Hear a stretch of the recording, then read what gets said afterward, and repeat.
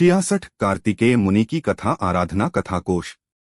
संसार के सूक्ष्म से सूक्ष्म पदार्थों को देखने जानने के लिए केवल ज्ञान जिनका सर्वोत्तम नेत्र है और जो पवित्रता की प्रतिमा और सब सुखों के दाता हैं, उन जिन भगवान को नमस्कार कर कार्तिकेय मुनि की कथा लिखी जाती है। कार्तिकपुर के राजा अग्निदत्त की रानी वीरवती के कृत्तिका नाम की एक लड़की थी।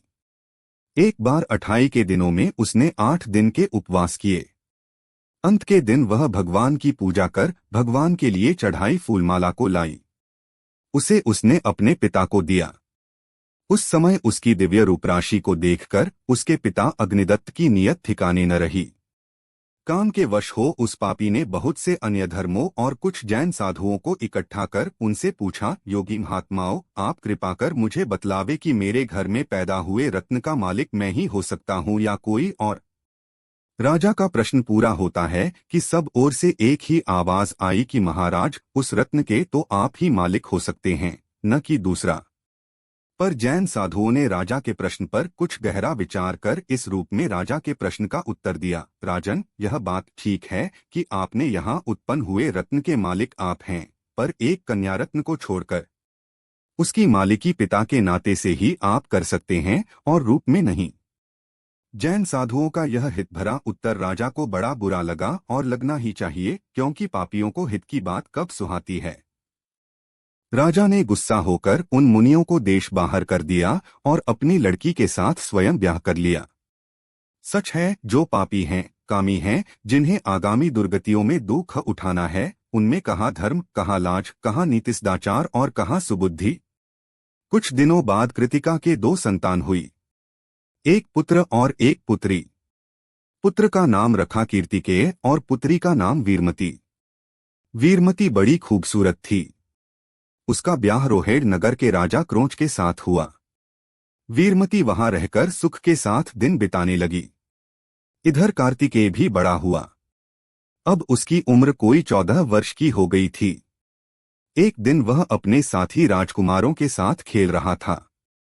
वे सब अपने नाना के यहाँ से आए हुए अच्छे अच्छे कपड़े और आभूषण पहने हुए थे। पूछने पर कार्तिकेय को ज्ञात हुआ कि वे वस्त्रभरण उन सब राजकुमारों के नाना मामा के यहाँ से आए हैं। तब उसने अपनी माँ से जाकर पूछा, क्यों माँ? मेरे साथी राजपुत्रों के लिए तो उनके नाना मामा अच्छे अच्छे वस्त्राभरण भेजते हैं, भला फिर मेरे नाना मामा मेरे लिए क्यों नहीं भेजते हैं? अपने प्यारे पुत्र की ऐसी भोली बात सुनकर कृतिका का हृदय भर आया। आंखों से आंसू बह चले। अब वह उसे क्या कहकर समझाए, और कहने को जगह ही कौन सी बच रही थी। परंतु अबोध पुत्र के आग्रह से उसे सच्ची हालत कहने को बाध्य होना पड़ा। वह रोती हुई बोली, बेटा, मैं इस महापाप की बात तुझसे क्या कहूं? कहते हुए छाती फटती है। जो बात कभी नहीं हुई वही बात मेरे तेरे संबंध में है। वह केवल यही कि जो मेरे पिता हैं वे ही तेरे भी पिता हैं। मेरे पिता ने मुझसे बलात् ब्याह कर मेरी जिंदगी कलंकित की, उसी का तू फल है। कार्तिकेय को काटो तो खून नहीं। उसे अपनी मां का हाल सुनकर बेहद दुख हुआ। लज्जा और आत्मग्लानि से उसका हृदय तिलमिला उठा। इसके लिए वह लाइलाज था। उसने फिर अपनी माँ से पूछा, तो क्यों माँ? उस समय मेरे पिता को ऐसा अनर्थ करते किसी ने रोका नहीं, सब कानों में तेल डाले पड़े रहे। उसने कहा, बेटा, रोका क्यों नहीं? मुनियों ने उन्हें रोका था, पर उनकी कोई बात नहीं सुनी गई, उल्टे वे ही देश से निकाल दिए गए। कार्तिकेय ने तब पूछा, माँ, वे गुणवान मुनि कैसे होते हैं? कृत्तिका बोली, बेटा, वे शांत रहते हैं, किसी से लड़ते झगड़ते नहीं। कोई 10 गालियां भी उन्हें दे जाए तो वे उससे कुछ नहीं कहते और न क्रोध ही करते हैं। बेटा, वे बड़े पंडित होते हैं, उनके पास धन दौलत तो दूर रहा, एक फूटी कौड़ी भी नहीं रहती। वे कभी कपड़े नहीं पहनते, उनका वस्त्र केवल यह आकाश है। चाहे कैसा हो ठंड या गर्मी पड़े, चाहे कैसी भी बरसात हो, उनके लिए सब समान है। बेटा, वे बड़े दयावान होते हैं, कभी किसी जीव को जरा भी नहीं सताते। इसी दया को पूरी तौर से पालने के लिए वे अपने पास सदा मोर के अत्यंत कोमल पंखों की एक पीछी रखते हैं और जहां उठते बैठते हैं वहां की जमीन को पहले उस पीछी से झाड़ पोंछकर साफ कर लेते हैं। उनके हाथ में लकड़ी का एक कमंडलू होता है जिसमें वे शौच वगैरह के लिए प्रासुक जीव रहित पानी रखते हैं। बेटा, उनकी चर्या बड़ी ही कठिन है। वे भिक्षा के लिए श्रावकों के यहाँ जाते हैं जरूर, पर कभी मांगकर नहीं खाते। किसी ने उन्हें आहार नहीं दिया तो वे भूखे ही पीछे तपोवन में लौट जाते हैं।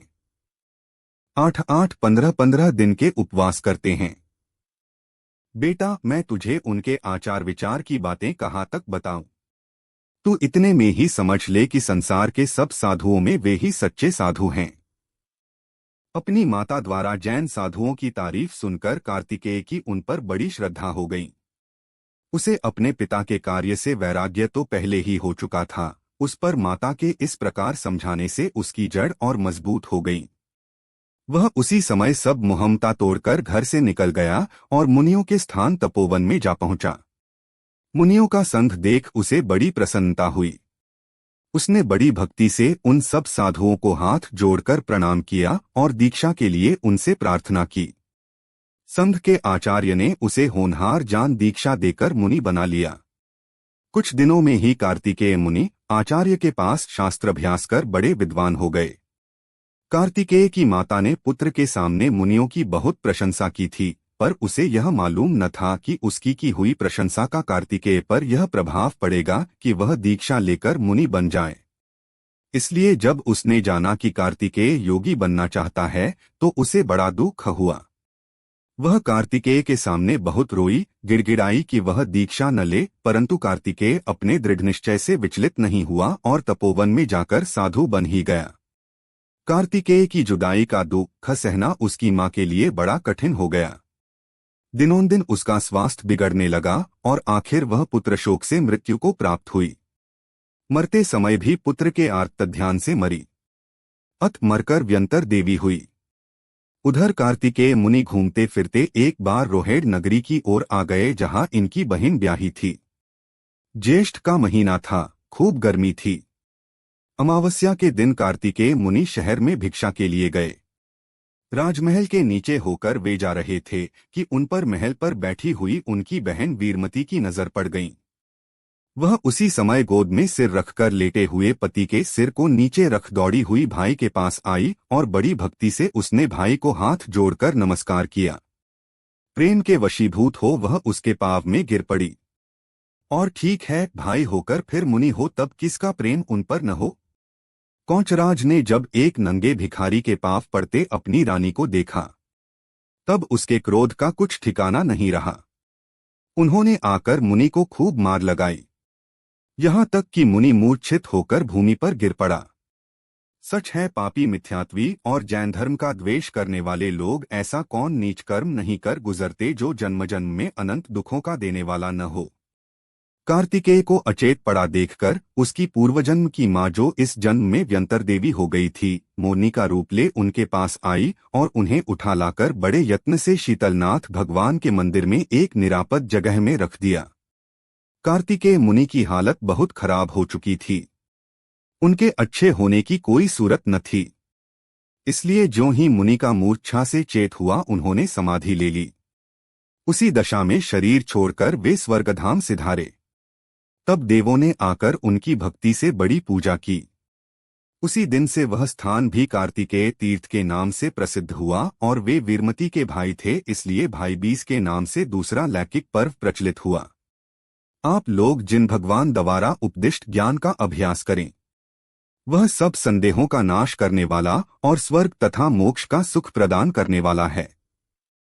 जिनका ऐसा उच्च ज्ञान संसार के पदार्थों का स्वरूप दिखाने के लिए दिए की तरह सहायता करने वाला है, वे देवों द्वारा पूजे जाने वाले जिनेंद्र भगवान मुझे भी कभी नाश न होने वाला सुख देकर अविनाशी बनावें। आराधना कथा कोश से 66वीं कार्तिकेय मुनि की कथा पूर्ण हुई। जिनवाणी माता की जय।